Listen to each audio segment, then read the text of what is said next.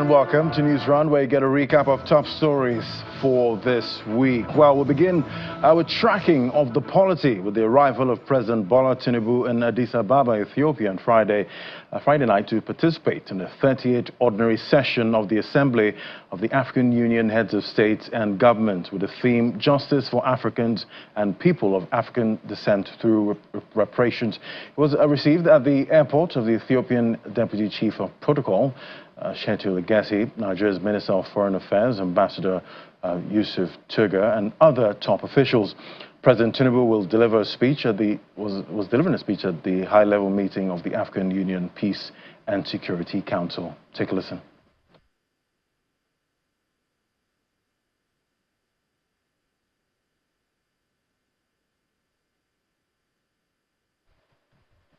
And President Bola Tinubu ordered all ministers to present their scorecards to Nigerians. Minister of Information and National Orientation, Mr. Mohammed Idris, made the announcement at the first edition of the 2025 Presidential Ministerial Briefing Series in Abuja. According to him, the briefing, which is scheduled to commence again, is an opportunity for the ministers to highlight and explain government policies and programs to Nigerians.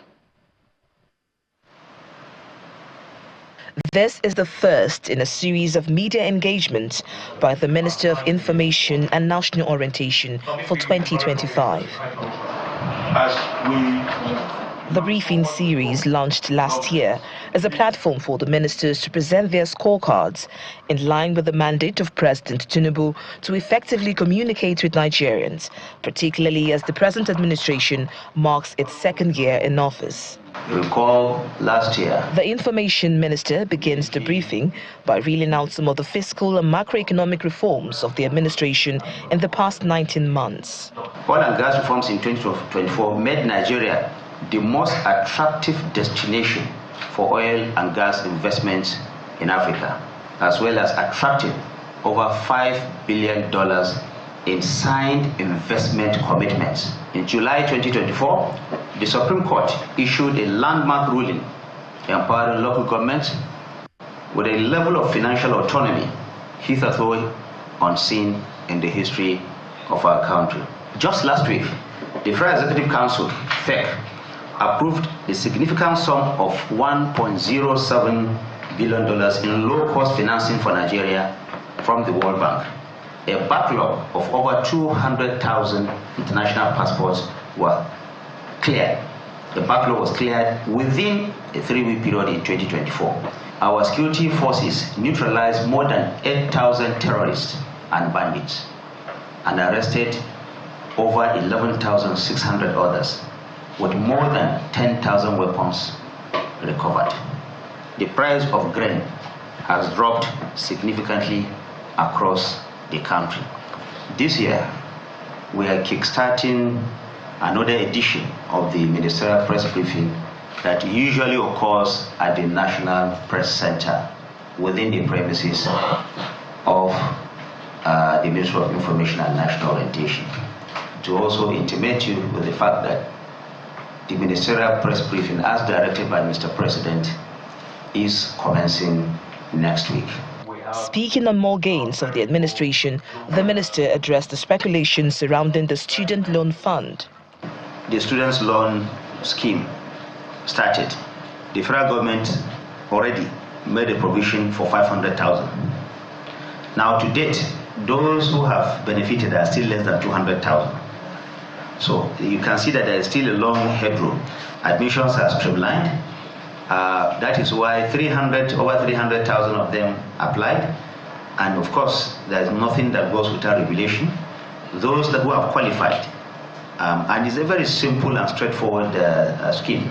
If you qualify, I can tell you, today, any child, any youngster that has met requirements for that will automatically be given.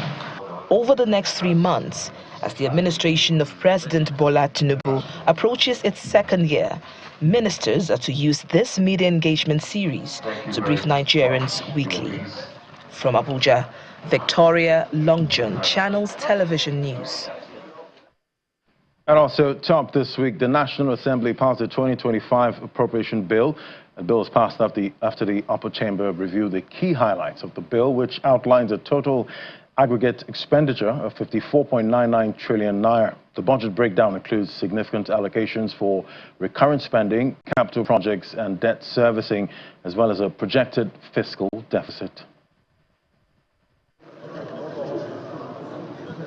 2 months after the President Bola Tinubu submitted 47.9 trillion naira to the National Assembly and jacking it up to 54.2 trillion naira last week, lawmakers reconvened to consider the report of the committees on appropriation following weeks of budget defense sessions.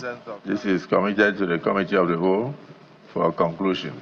First, the upper chamber dissolves into an executive session to finalize talks on the budget of restoration, securing peace and rebuilding prosperity, before it is then submitted by the Chairman Joint Committee on Appropriations, Senator Adiola Olamilekon. Having worked in harmony with the House of Representatives Committee on Appropriation and the subcommittee of the two chambers, the Senate do consider and approve a bill for an act to authorize the issuance from the Consolidated Revenue Fund of the Federation the total sum of 54,990,165,355,396. The President took proactive measure and made a new provision of $200 million, which is equivalent to about 300 billion naira in the service-wide vote to fill the gap created by the United States government, suspension of the intervention to the global health sector. The breakdown includes significant allocations for capital expenditure totaling 23.96 trillion naira, 14.32 trillion naira for debt servicing, 13.64 trillion naira for recurrent expenditure, 3.65 trillion for statutory transfers, and 13.08 trillion naira for fiscal deficit, with a 1.52% deficit to GDP ratio. Despite a further increase of 746 billion naira, some lawmakers are dissatisfied, citing the absence of some critical projects. I sponsored a motion here, co-sponsored by 35 senators from this corridor, on the need to construct standard gauge rail from Port Harcourt through Aba, Makurdi to Maiduguri. We waited, the breakdown came out, and that rail line has zero allocation. You have to intervene. The presidency has opportunity for supplementary appropriation.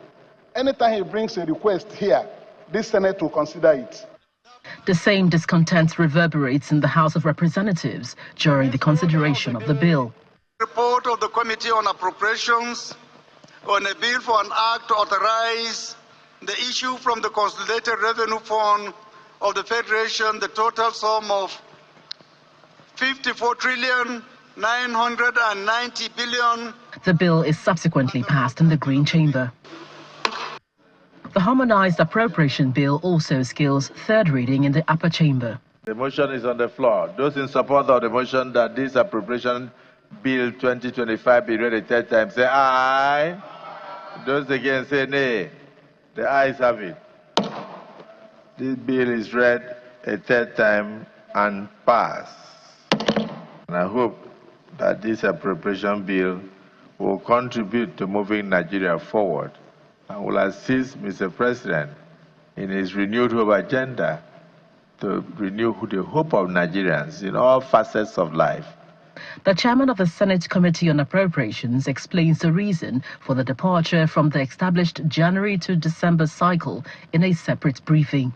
What happened last year as a result of change in pattern, because we now have a new DG budget who's still observing the system and the process of how to go about this. But I can assure you, this time around is going to be different.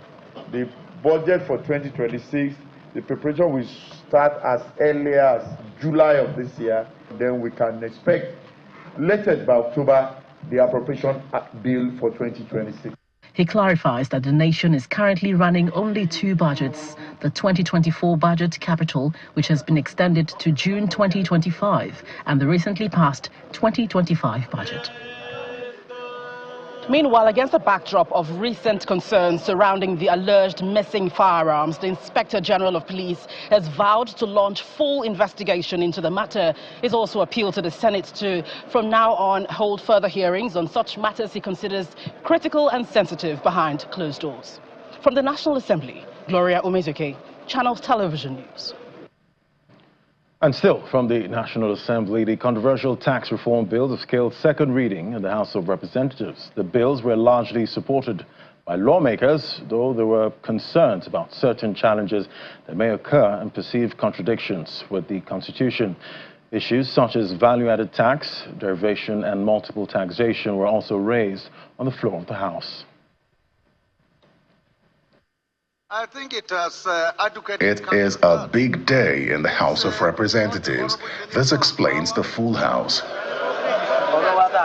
The House has dedicated the day solely to revive the conversation on what could be described as perhaps the most popular bills in the 10th National Assembly, the 4 tax reform bills scheduled for second reading. A near-perfect document. The debate begins with lawmakers largely speaking in support of the bills. I saw it from where I came from as a subtle restructuring of this great nation. Also, a kind of a handshake across the Niger to our people. Nobody knew that we will ever pass this bill in this House to go for second reading. But today, from what I've heard so far from our colleagues, I believe automatically this bill has gone for second reading. There is need for us to harmonize the various tax bills that we have in this country. There is no denying the fact that most of the bills that deals with our taxes in this country are outdated. No to the phasing out of relevant agencies of government that are popular and have also have a lot to deliver to the expectation of the people. Naseni, for instance, the TED Fund, for instance. The Speaker, the Leader of the House, I quote you, Nidda, for instance. I quote my leader for being so sagacious to say that these agencies will not be defaced. They will remain to continue to serve our people. However, there are some concerns. There is preponderance of ambiguity in this act because of the absence of interpretation clause. The interpretation clause is not robust, did not address the issue of derivation. What is derivation in this act? The bills also seek to amend over 40 acts which have not been placed before us. Those 40 acts should be placed before us so that we compare against those bills. I'd like to also advise that there could be a digitization of audited accounts in the new bill, which would stop the rampant or incessant frivolous issuance of account statements, audited accounts by companies. I also want to advise against executive issuance of exemption orders. This 5% of oil sector contribution to the GDP is what constitutes 60% of funds or revenue to budgets. And again, it contributes 90% of your foreign exchange. Therefore, we have to do a lot to ramp up crude production, and that is what Section 8562. All 4 tax reform bills are eventually passed through second reading. Thank you. Thank you, Mr. Speaker. The debate on the floor still suggests that there is still so much work to be done on issues like derivation, increase in value-added tax, and certain provisions that lawmakers fear could run in conflict with the Constitution. Terry Ikumi, Channels Television News. To politics now. The People's Democratic Party Board of Trustees Chairman and former Senate President Adolphus Wabara has been suspended for 1 month over alleged anti-party activities. The party's leadership in the Abia State chapter made the decision at a meeting of members of a state working and executive committee, the executive presided over by its chairman Abraham Ama at its secretariat in Umuahia. Reading out the statements on the outcome of the meeting, Mr. Ama also announced that in the interim, Senator Wabara has ceased to be the chairman board of trustees of the PDP. The statement noted that in October 2023, Senator Wabara, through his speech in a function, publicly endorsed the current governor of Abia State, Alex Oti, for a second tenure in office. in line with the provisions of the PDP Constitution 2017 as amended, and after careful deliberations, the State Working Committee, SWC, and the State Executive Committee, SEC, have unanimously resolved to suspend Senator Wabara from the party. Reasons for the suspension. 1. Breach of party loyalty. In October 2023, Senator Wabara publicly endorsed the governor of Abia State, Dr. Alex Chioma Oti of the Labour Party, for a second term in office, barely 5 months after his inauguration. These endorsements, widely circulated in national dailies and on social media, constitutes a flagrant act of sabotage against the People's Democratic Party. And a 5-man panel of the Supreme Court, led by Justice Wani Abaji, has dismissed the appeal filed by Governor Siminalayi Fubara of Rivers State, challenging the leadership of the State House of Assembly under Mr. Martin Amewele as the Speaker. The dismissal follows the withdrawal of a suit by Governor Fubara's counsel, Mr. Yusuf Ali, and who informed the court that the appeal has been overtaken by events. Delivering the ruling, Justice Wani Abaji imposed a 4 million naira fine on Governor Fubara, payable to the Rivers State House of Assembly and Martin Amewele.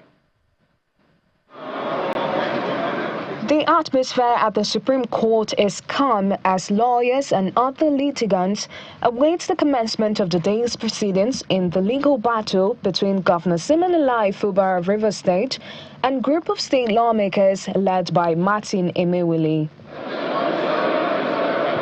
After the introductions, the lawyer representing Governor Fubara withdraws one of the appeals challenging the decision of the Court of Appeal mandating the governor to represent the 2024 budget to the Martin Amewele Assembly. He states that the appeal has been overtaken by events.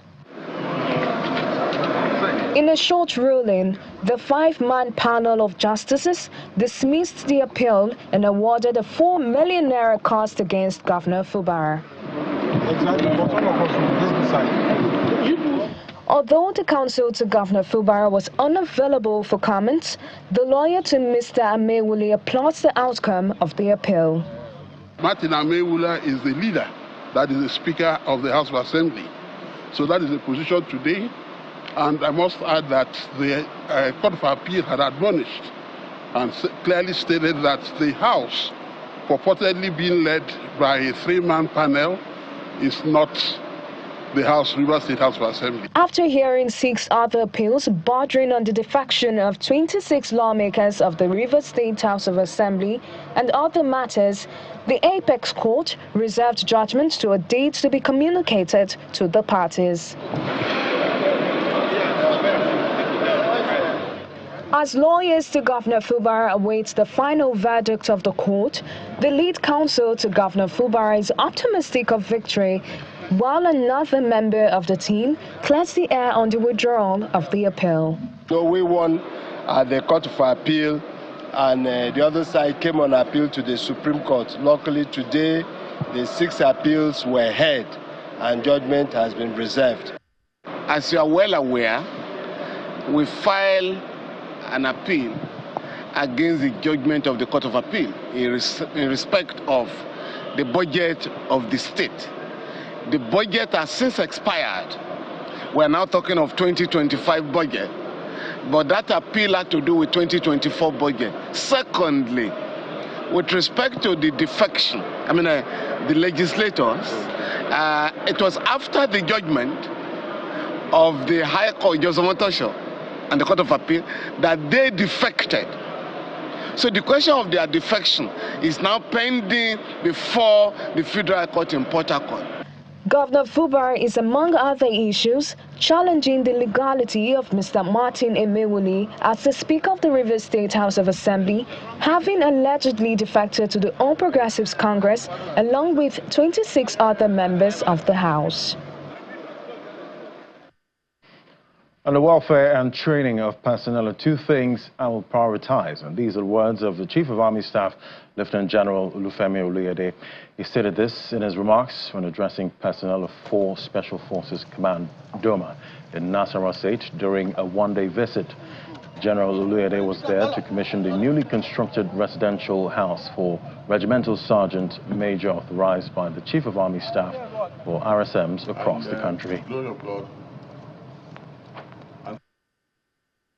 Put pressure on the police to come and establish a new school here, new special forces school, so that we can have you better trained and have you more functional. I want to have special forces soldiers that can put in the bush and go to sleep. So very soon you will see things taking place here, so that we can have a better functional special forces of the Nigerian Army. So your welfare, your training is going to be our top priority. So that even when you are working as soldiers, you'll be proud that you are soldiers.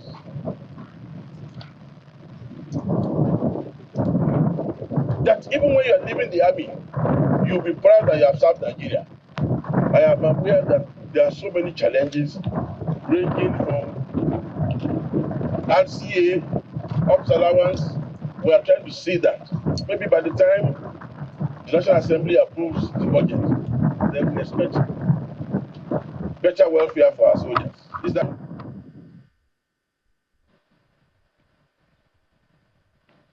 And to other top stories, the Independent National Electoral Commission, INEC, is seeking the collaboration of security agencies to stop vote buying during party primaries and general elections. INEC Chairman Professor Mahmoud Yakubu made the call during the first regular meeting of the Interagency Consultative Committee on Election Security in Abuja. Thank you. Please take your seat. This is the first quarterly meeting of the Interagency Consultative Committee on Election Security for the year. On behalf of the independent... Top on the agenda is the presentation of the success recorded during the governorship election in Ondo State and the plans for the forthcoming governorship election in Anambra State, as well as by-elections.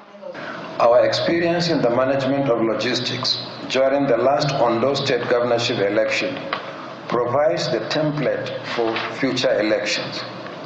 Better coordination in the deployment of security and electoral officials contributed to the early commencement of polls and the peaceful conduct of the election, in spite of the challenging terrain, especially in the riverine areas. The forthcoming governorship election in Anambra State must be similarly well coordinated. The Commission is reaffirming its commitment to electoral integrity ahead of the elections, including the Area Council election in the Federal Capital Territory, and seeks the collaboration of security agencies to tackle vote buying from the nation's electoral system. For the Anambra election, processes will be held in 5,720 polling units, while results will be collated at 326 ward centers, 21 local government areas, and the State Collation Center in Oka. In the case of the FCT, elections will be held for 68 constituencies, made up of 6 area council chairmen and 62 councillors.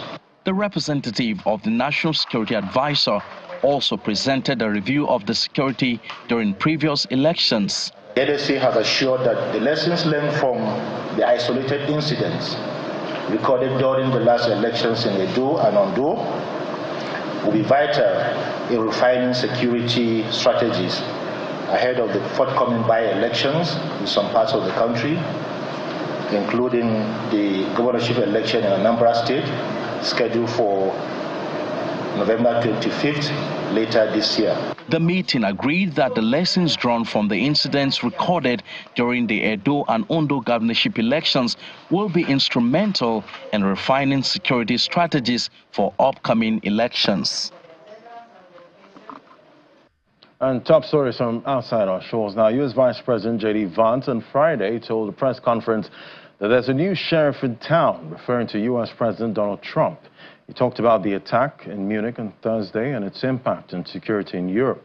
Mr. Vance also held a bilateral talk with Ukraine's President Volodymyr Zelensky, who is also attending the summit in Munich. President Volodymyr Zelensky told Mr. Vance that more work is needed on the plan for ending the war in Ukraine, that the U.S. and Ukraine need to speak more, work more, and stop Putin. Ukrainian President Zelensky said they had a good conversation, that this is their first meeting, not the last. Although the Ukrainian president told the press conference that he cannot see a ready U.S. plan for ending the war in his country, saying talks so far with President Donald Trump were not enough to form a plan for peace. And those are the top stories for this week. Thank you so much for watching. I'm Vladi Williams. Bye for now.